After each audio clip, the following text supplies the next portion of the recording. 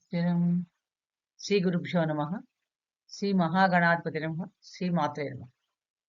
Welcome back to Mihiravani YouTube channel. మీ doctor Sundari ప్రేక్షకులకు నమస్కారం. ఈరోజు మనం ఈ వీడియోలో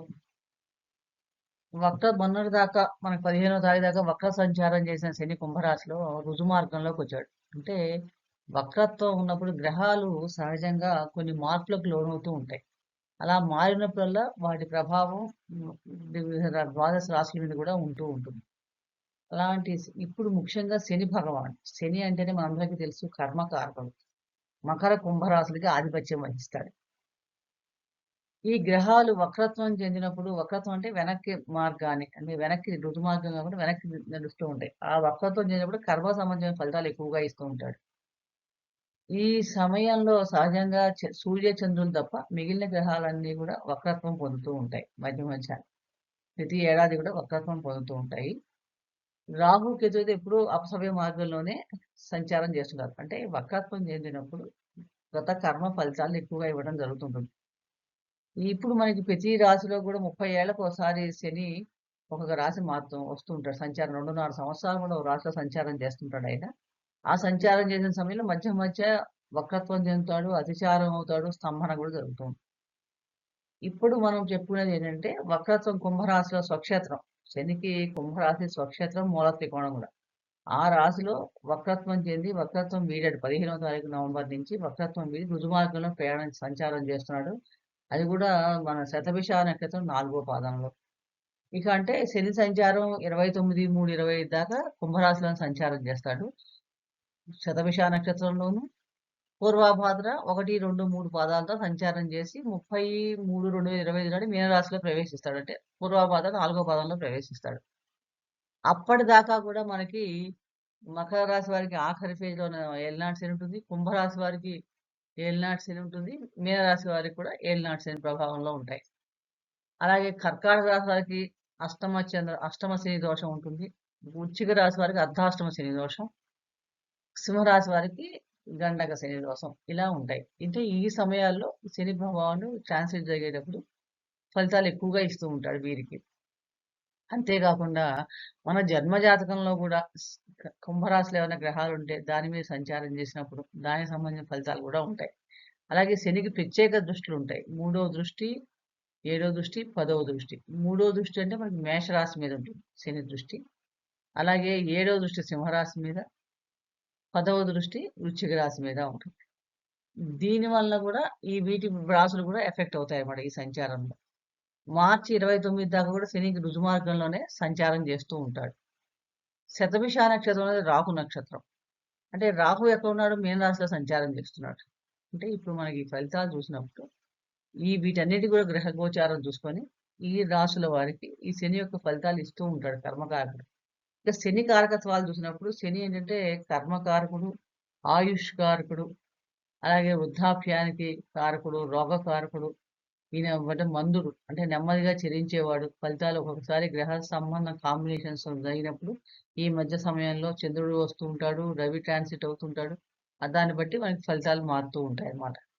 మొత్తం మీద చూసినప్పుడు ఈ శని వక్రత్వం వేయటం వలన కొన్ని రాశులకి ఉపయోగకరంగా ఉంటుంది. కొన్ని రాశుల వారికి కొంచెం చాలా బాధ పెడతాడు. అటువంటి రాశుల్లో ఇప్పుడు మనం ముఖ్యంగా మకర రాశి, కుంభరాశి, మీన రాశి వారికి ఈ రుజు మార్గంలో కుంభరాశిలో సంచారం చేసిన 29 మార్చి దాకా ఎలా ఉండబోతుందని చెప్పి మనం ఈ విషయాల్లో తెలుసుకుందాం. ముందుగా మకర రాశి. మకర రాశి అంటేనే మనందరికీ తెలుసు ఉత్తరాషాఢ 2, 3, 4 పాదాలు, అలాగే శ్రవణ నక్షత్రం 4 పాదాలు, ధనిష్ట 1, 2 పాదాలు చెందిన వారు మకర రాశి వారు. రాశ్యాధిపతి శని, అంటే స్వక్షేత్ర ఆయన స్వస్థానం కూడా చెప్పుకోవచ్చు ఈ మకర రాశి. ఈ మకర రాశి వారికి రాశ్యాధిపతి ద్వితీయాధిపతి అయ్యాడు. అంటే ద్వితీయ స్థానం అంటే మనకేం తెలుసు? ధనకారకత్వం, కుటుంబం, ఇవన్నీ కూడా ఈయన వాక్ స్థానం, ఇవన్నీ కూడా కుంభరాశి కింద వస్తాయి. ద్వితీయ స్థానంలో ఉంటాయి. అలాగే మకర రాశి వారికి చతుర్థ స్థానం మేష, అంటే 3వ దృష్టి చతుర్థ స్థానం మీద ఉంది. అక్కడి నుంచి చూసినప్పుడు మనకి మకర రాశి వారికి అష్టమ స్థానం సింహరాశి. సింహరాశి దాని మీద హ్మ్, ఇంకో ప్రభావం ఎక్కువగా అష్టమ భావం మీద కూడా ఫలితం దృష్టి ఉంది. అలాగే వృశ్చిక రాశికి వచ్చేటప్పటికి భాగ్యస్థానం, దశమ స్థానం మీద ఈ ప్రభావం ఎక్కువగా ఉంది. అంటే దీనివల్ల ఏంటంటే ఈ శని భావాల మీద ఎక్కువగా ఈయన ప్రభావం ఎక్కువగా ఉంటుంది. ముఖ్యంగా ఈయన స్వర్ణమూర్తిగానే సంచారం ఉన్నప్పటికీ కూడా ధన నష్టం ఉంటుంది. సహజంగా మకర స్వక్షేత్రం అయినప్పటికీ కూడా కొంత ఫలితాలు తగ్గినప్పటికీ కూడా ద్వితీయ స్థానంలో సంచారం చేసేటప్పుడు సహజంగా ఎలా ఉంటుందంటే వీళ్ళకి ఆర్థిక సంబంధమైన విషయాల్లో బావుంటుంది. ఎందుకంటే శతభిష నక్షత్రంలో సంచారం చేసినంత కాలం చాలా బావుంటుందని చెప్పవచ్చు. ఆర్థిక సంబంధమైన విషయాల్లో చాలా బావుంటుంది. అలాగే నెక్స్టు పూర్వాభాద్ర నక్షత్రం అనేది గురు నక్షత్రం. గురు నక్షత్రంలో సంచారం చేసినప్పుడు కూడా వాక్కు వలన, కమ్యూనికేషన్స్ వలన, వీటి వలన కూడా కొంచెం అంటే క్రియేటివిటీ ఫీల్డ్ వలన కూడా కొంచెం లాభం పొందడానికి అవకాశం ఎక్కువగా ఉంది. అంటే మనకి తెలియకుండా వేరే చోట నుంచి అనుకోకుండా ధనలాభ సూచనలు ఎక్కువ కనిపిస్తున్నాయి. ఒకవేళ ఎక్కడైనా కోర్టు కేసుల్లో ఎక్కడ ఇరుక్కున్నా వీటి అంటే పిత్రార్జిత సంబంధమైన విషయాలు, ఆ విషయాలకు సంబంధించిన ధనం రావడం కూడా ఈ సమయంలో ఆకస్మికంగా రావటానికి కూడా అవకాశం ఎక్కువగా ఉంది. అలాగే మనకి రీసెర్చ్‌కి సంబంధించిన విషయాలు వీటిల్లో కూడా కొంచెం అనుకూలంగానే ఉంటదని చెప్పవచ్చు. వీటిలో కూడా చాలా బావుంటుంది. ఆహ్, బంధుమిత్రులతో మటుకు కొంచెం వాక్సమయంలో కొంచెం విరోధం రావటానికి అవకాశం ఎక్కువగా ఉంది. మీరు మాట్లాడే వృధా ప్రయత్నాలు. అంటే మీరు చేసే పనులు కొంచెం ఒక్కొక్కసారి అంత పూర్తిగా అనుకున్నంతగా కార్యసాధన ఉండదనే చెప్పవచ్చనమాట. దానివల్ల కూడా కొంచెం పాటి ఇబ్బందులుంటాయి మకర రాశి వారికి. కాబట్టి ఈ విషయాల్లో మనం జాగ్రత్త తీసుకోవాలి. అలాగే మకర రాశి వారు సొంత ఆస్తులు, స్థిరాస్తులు కొనే విషయాల్లోనూ వీటిలో కూడా కొంచెం చాలా జాగ్రత్తగా ఉండాలి. ముఖ్యంగా ఏంటంటే అకారణంగా వైరం ఏర్పడుతుంది. మీ నోటి అంటే మాట్లాడే విధానం వల్ల కొంచెం అకారణంగా వైరం ఏర్పడుతుంది కాబట్టి ఇక్కడ మనం కొంచెం జాగ్రత్తగా తీసుకోవాలి. అనుకున్న ఆశాభావం ఎక్స్‌పెక్టేషన్ ఎక్కువ పెట్టుకోవడం వల్ల ఆ ఎక్స్‌పెక్టేషన్స్ కొంచెం తగ్గడం అంటే మీరు అనుకున్నంతగా రాకపోవడం వల్ల కూడా కొంచెం ఇబ్బంది ఉంటుంది. అలాగే శతభిష నక్షత్రంలో సంచరించే సమయంలో కూడా శుభం బావుంటుంది. సౌఖ్యము, సుఖయోగం ఇవన్నీ కూడా చాలా బావుంటాయని చెప్పవచ్చు.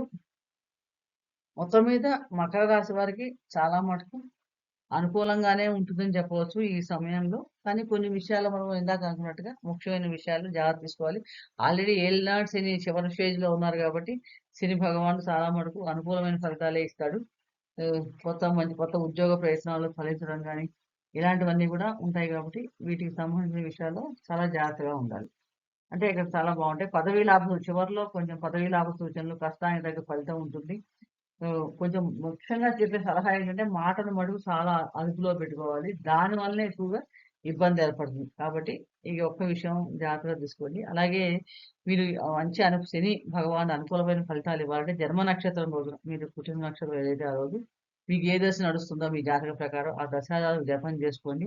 అలాగే శనివారం, మంగళవారం ఆంజనేయ స్వామికి ఆకు పూజ చేసుకోవడం, సింధూర పూజ చేయడం వల్ల కూడా చాలా మటుకు అనుకూలమైన ఫలితాలు పొందగలుగుతారు. తదుపరి రాశి కుంభరాశి. కుంభరాశి అంటేనే మనకి నేచురల్ డ్రాగ్స్‌లో లాభస్థానం 11వ రాశి. లాభస్థానం అంటే ఫుల్‌ఫిల్‌మెంట్ ఆఫ్ డిజైర్స్. అలాగే కుంభరాశికి అధిపతి శని భగవానుడు. శనికి స్వక్షేత్రం మూల త్రికోణం గూడా. అసలు కుంభరాశిలోకి ఎవరొస్తారని చూస్తే గనక ధనిష్ట 3, 4 పాదాల్లో పుట్టినవారు, శతభిష నక్షత్రం 4 పాదాల్లో పుట్టినవారు, పూర్వభాద్ర 1, 2, 3 పాదాల్లో పుట్టినవారు కుంభరాశి వారవుతారు. ఈ కుంభరాశి వారికి శని స్ రాశ్యాధిపతి, వ్యయాధిపతి గూడా అయ్యాడు.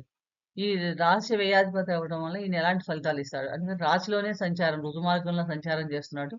ఈ రుజుమార్గంలో సంచరించే సమయం ఎలాంటి ఫలితాలిస్తాడు అని చూస్తే గనక కుంభరాశి వారికి ఏలినాటి శనిలో ఉన్నారు. ఎందుకంటే ముఖ్యం రాహు నక్షత్రంలో రుజుమార్గంలో ప్రయాణం మొదలుపెట్టాడు కాబట్టి రాహువు ద్వితీయ స్థానంలో సంచారం చేస్తున్నాడు. అంటే చాలా మటుకు వీళ్ళకి విదేశ సంబంధమైన వ్యవహారాల అనుకూలతకి చాలా ఎక్కువగా ఉంటుంది కుంభరాశి వారికి. పురోగతి బావుంటది. అంటే మెయిన్‌గా దూరదేశాలకు వెళ్ళటం గాని, దూరదేశాలకు సంబంధించిన వ్యాపారాలు చేయటం వల్ల గాని, వీటి వలన వీళ్ళకి చాలా బాగా ఉంటాయి. ఆరోగ్య సమస్యలు చాలా మటుకు కొంచెం తగ్గడానికి అవకాశం ఎక్కువగా ఉంది. ముఖ్యంగా ఏంటంటే ఆస్తికి సంబంధించిన విషయాలు వీటి మీద కూడా జాగ్రత్త తీసుకోవాలి. తృతీయ స్థానంలో కమ్యూనికేషన్ సంబంధించిన విషయాల్లోనూ చాలా వీలైనంత వరకు జాగ్రత్తగా ఉండాలి. ముఖ్యంగా ఈ సమయంలో మీకేంటంటే కొంచెం ఖర్చులు పెరిగే అవకాశం కూడా ఎక్కువగా ఉంటాయి. హాస్పిటల్ ఖర్చులు గాని, ఆరోగ్య సంబంధమైన ఖర్చులు గాని, ఇవి ఎక్కువ ఉండే అవకాశం ఎక్కువగా ఉంది. భయాందోళనలు కొంచెం పెరుగుతాయని చెప్పవచ్చు. పనుల్లో కొంచెం నిదానంగా మీరు అనుకున్న పనులు కార్యసిద్ధి ఉంటుంది. నెమ్మదిగా పనులు అవ్వడానికి అవకాశం ఎక్కువగా ఉంది. ముఖ్యంగా ఈ సమయంలో విదేశ ప్రయాణాలకు వెళ్ళదలుచుకున్న వాళ్ళకి దూరదేశ ప్రయాణాలకు సంబంధించిన ఖర్చులుంటాయి. వెళ్ళడానికి కూడా అవకాశాలు బాగా వస్తాయని చెప్పవచ్చు. కానీ రాహు గూడా రాహు సంచారం మనకి రాహు నక్షత్రంలో సంచరించే సమయంలో ఆర్థిక విషయాల్లో కూడా కొంచెం హెచ్చుతగ్గులుంటాయి. విదేశీ సంబంధమైన వ్యాపారాల్లో అధిక ధనలాభం ఉంటుంది. మీకు అది చాలా బావుంటదని చెప్పవచ్చు. అలాగే కుంభరాశి వారికి స్ షష్ట సప్తమ స్థానం మీద దృష్టి ఉండటం వల్ల కళత్రం యొక్క ఆరోగ్య విషయంలో కొంచెం జాగ్రత్తగా ఉండాలి. అలాగే సోదరుల సంబంధమైన విషయాలు అవి చాలా బావుంటాయి. కమ్యూనికేషన్ సంబంధించిన రంగాల్లో కూడా చాలా అనుకూలమైన ఫలితాలే ఉంటాయని చెప్పవచ్చు. అలాగే వృత్తి, ఉద్యోగ సంబంధం కొంచెం అలసట ఎక్కువ ఉండటం గానీ, ఎక్కువ స్థానచలన సూచనలు ఇవి ఎక్కువుంటాయి. కాబట్టి ఈ విషయాల్లో కొంచెం జాగ్రత్త తీసుకోవాలి. మొత్తం మీద అయినా కూడా ఏలినాటి శని ప్రభావంలో ఉన్నారు కాబట్టి ఎవరికైనా శని దశ నడుస్తున్నా, శని అంతర్దశలు నడుస్తున్న వాళ్ళు చాలా జాగ్రత్తలు ఎక్కువ ఫలితాలు కొంచెం ఎక్కువ ఇబ్బంది పడాల్సొస్తుంది. మిగిలిన శని దశ అయిపోయిన వాళ్ళకి కొంచెం తక్కువగానే ఉంటాయి. మొత్తం మీద ఈ వీళ్ళకి కుంభరాశి వారికి మీనరాశిలో సంచరించే సమయంలో కూడా ఇంకా 2.5 ఏళ్ల పాటు వీళ్ళకి ఇంకా ఏలినాటి శని ప్రభావంలో ఉంటారు. కాబట్టి ఈ ఏలినాటి శని ప్రభావంలో ఉన్నప్పుడు వీలైనంత వరకు ధర్మ ప్రకారంగా పనులు చేయాలి. మనం దీని ప్రభావం నుండి ఫలితం ఎక్కువ ఇస్తుంటాడు. అలాగే ప్రతి శనివారం కూడా శివాలయ దర్శనం చేసుకోవడం, ఆంజనేయ స్వామి హనుమాన్ చాలీసా పారాయణ చేయడం, కుదిరినప్పుడు శనివారం నాడు ఆంజనేయ స్వామికి వడమాల వేయటం గాని, ఇలాంటివన్నీ చేస్తుంటే చాలా మంచి ఫలితాలు కలుగుతాయి. అలాగే శనికి నడవడం అంటే చాలా ఇష్టం. ఎవరైనా వాకింగ్ ఎక్కువ చేయటం, వృద్ధులకి, అనాథాశ్రమాలకి వాళ్ళని సేవ చేసుకోవడం, సర్వీస్ సెక్టర్ అన్నా కూడా చాలా ఇష్టపడతారు కాబట్టి, ఇలాంటి పనులు చేస్తుంటే ఆయన అనుగ్రహాన్ని మనం శీఘ్రంగా పొందగలుగుతాం అన్నమాట. మరొక తర్వాత తదుపరి రాశి మీనరాశి. మీనరాశి అంటేనే మనకి 12వ రాశి, ఆఖరి రాశి. శని మీనరాశి వారికి లాభాధిపతి, దశమాధిపతి అయ్యాడు. వ్యయాధిపతి, లాభాధిపతి అయ్యి వ్యయ స్థానంలో సంచారం చేస్తున్నాడు. అసలు మీనరాశి అంటే మనకు తెలుసు కదా, పూర్వ భాద్ర 4వ పాదంలో పుట్టిన వాళ్ళు, ఉత్తరాభాద్ర 4 పాదాలు, రేవతి 4 పాదాలు జన్మించిన వాళ్ళు మీనరాశి వారు. మీనరాశికి అధిపతి గురువు. ఇప్పుడు మీనరాశి వారికి వ్యయ స్థానంలో రుజుమార్గంలో సంచారం చేస్తున్నాడు. ఈ వ్యయ స్థానంలో సంచారం చేసేటప్పుడు ఏమవుతుందంటే సహజంగా విదేశీ సంబంధమైన వ్యవహారాలు ఎక్కువగా ఉంటాయి. మీనరాశి వారికి విదేశీ సంబంధమైన వ్యవహారాలు ఎక్కువ ఉంటాయి. ఖర్చులు కూడా ఎక్కువ ఉంటాయి. ఆరోగ్య సంబంధమైన విషయాలు గాని, దూరదేశ ప్రయాణాలకు సంబంధించిన విషయాలు గాని, ఇలాంటివి ఎక్కువగా ఉంటాయి. శత్రువులకి సంబంధించిన విషయాలు కొంచెం ఇబ్బంది కలగడం గాని, ఉద్యోగ సంబంధంగా కొంచెం దూరం వెళ్ళే అవకాశం రావటం గాని, అలాగే తర్వాత అకాల భోజనాలు, ఉద్యోగ సంబంధమైన విషయాల్లో కొంచెం జాగ్రత్తగా ఉండటం, ఇలాంటివన్నీ కూడా ఈ సమయంలో జరగడానికి అవకాశం ఎక్కువగా ఉంది. ముఖ్యంగా మీరు అనుకున్న కోరికలు ఒక్కోసారి నెరవేరటానికి కూడా అవకాశాలు ఎక్కువగా ఉన్నాయి. కష్టపడి పనిచేస్తే గనుక మీకు కూడా ఫుల్ డిజైర్స్ కోరికలు అవుతాయి. ఎందుకంటే లాభాధిపతి కూడా అయ్యారు కాబట్టి, మీకు కోరికలు నెరవేరటానికి చాలా మటుకు అనుకూలమైన ఫలితాలే ఇస్తాడని చెప్పవచ్చు. కానీ మీన రాశి వారికి ఏలినాటి శని ప్రభావంలో ఉన్నారు కాబట్టి కొంచెం ఇబ్బంది, కొంచెం శ్రమానికి ఎక్కువగా గురి చేస్తాడు. ఒక్కోసారి అనుకూలంగా పెరిగిన వాళ్ళకి శతభిష నక్షత్రం ఉన్నప్పుడు విదేశాలకు వెళ్ళే యోగం ఎక్కువగా వస్తుంది. సహజంగా. అది చదువుకోవడం గాని, స్టూడెంట్లు కావచ్చు, ఉద్యోగపరంగా కావచ్చు, చాలా మటుకు దూరంగా వెళ్ళటం అవుతుంది. అంటే దానివల్ల కుటుంబానికి కొంచెం దూరంగా ఉండడం గాని మంచిగా జరుగుతుంది. దానివల్ల భోజన సౌఖ్యం లోపించడం ఒక్కోసారి. అవి కూడా ఉండే అవకాశాలు ఎక్కువుంటాయి.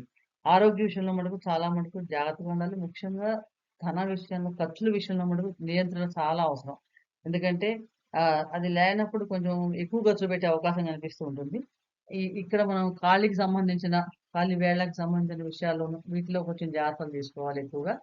ముఖ్యంగా ఏంటంటే చాలా మటుకు శని ఈ సమయంలో కొంచెం ఇబ్బంది కలిగిస్తాడు. కాబట్టి శని మనకు అనుకూలంగా ఉండడం కోసం ప్రతిరోజు కూడా వ్యాయామం చేయడం. నేను ఆరోగ్య సంబంధించిన విషయంలో వ్యాయామం ఎక్కువ చేయాలి. అప్పుడు హాస్పిటల్ తగ్గించుకోవచ్చు. అదే విదేశాలకు వెళ్ళే ఛాన్స్ వస్తే ఎంఎన్‌సీ‌లో పనిచేసే వాళ్ళకి చక్కగా దాన్ని వాడుకోండి.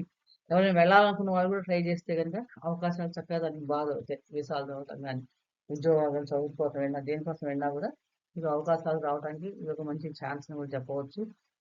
ఆరోగ్య విషయంలో టైంకి భోజనం చేయటం, వీలైనంత వరకు హెల్తీ ఫుడ్ తీసుకోవడం, బయట ఫుడ్ తినకుండా ఉండటం వల్ల ఆరోగ్యాన్ని కూడా మనం చాలా మటుకు కాపాడుకోవచ్చు. అలాగే అనుకూలమైన ఫలితాలు పెరగాలి, శని భగవానుడు ఎక్కువ మంచి ఫలితాలు ఇవ్వాలి అంటే గనక ఆయన 29/3 దాకా వ్యయ స్థానంలో సంచారం చేస్తున్నాడు. మార్చి నుంచి రాశిలోనే సంచారం చేస్తాడు. కాబట్టి కంపల్సరీగా మీన రాశి వారు ఇప్పటి నుంచే ధర్మం ప్రకారంగా సంపాదించడం, సేవా సర్వీస్ సెక్టర్ ఎక్కువ పనిచేయటం. అంటే ఎవరు అనాథ ఆశ్రయాలకు కానీ, ఎవరికైనా అవసరం మన దగ్గర పనిచేసే వాళ్ళకి కానీ, మున్సిపల్ వర్కర్‌లకు కానీ, వీళ్ళకి ఎవరైనా సహాయం చేయడం, వృద్ధులకి సహాయం చేయటం, నడవటం, చక్కగా తల్లిదండ్రులకు సేవ చేసుకోవడం, ఇవన్నీ కూడా చాలా మంచి ఫలితాలిస్తాయి. కుదిరినప్పుడల్లా శనివారం నాడు అన్నదానం చేయండి. శివాలయంలో అభిషేకం చేయించుకుంటూ ఉండండి. శనిగ్రహ స్తోత్ర పారాయణ చేసుకుంటూ ఉండండి. ఎవరికైనా మీ జన్మరాశిలో శని దశ అయిపోయిన వాళ్ళకి అంత ఇబ్బంది పెట్టదు గానీ, ఒకవేళ శని దశ జరుగుతున్నా, భుక్తి జరుగుతున్నా కూడా వారు కూడా జాగ్రత్తగా వారి వ్యక్తిగత జాతకం ప్రకారం పరిసరాలు చూసుకోవాలి. ఈ ఇదండి ఈ రోజు మనం శని రుజుమార్గంలో కుంభరాశిలో సంచారం వల్ల మకర, కుంభ, మీన రాశి వారికి ఎటువంటి ఫలితాలున్నాయో తెలుసుకున్నాం. ఈ ఇలాంటి ఆసక్తికరమైన ట్రాన్సిట్ విషయాలు ఎప్పటికప్పుడు గ్రహాలు మారుతూ ఉండి వాటి ఫలితాలు మానవాళి మీద ఉంటాయి. ద్వాదశ రాశి మీద ఉంటూ ఉంటాయి. అవి ఎలాంటి ఫలితాలు ఇస్తాయో తెలుసుకోవడం వల్ల మనం ముందు నుంచే జాగ్రత్త పడవచ్చు. ఆ విషయాల్లో మనం జాగ్రత్త చర్యలు తీసుకోవచ్చు. అనుకూలమైన వాటిలో మనం ప్రయత్నిస్తే లాభాలు పొందవచ్చు. ఇలాంటి ఆసక్తికరమైన విషయాలు మీకు ఎప్పటికప్పుడు తెలియాలంటే పక్కన ఉన్న బెల్ బటన్ క్లిక్ చేయండి. లైక్ చేయండి, షేర్ చేసుకోండి, సబ్స్క్రైబ్ చేసుకోండి. మరొక ఆసక్తికరమైన విషయం గురించి మరొక వీడియో తెలుసుకునే ప్రయత్నం చేద్దాం. సర్వే జనా సుఖినో భవంతు. శుభం భూయాత్.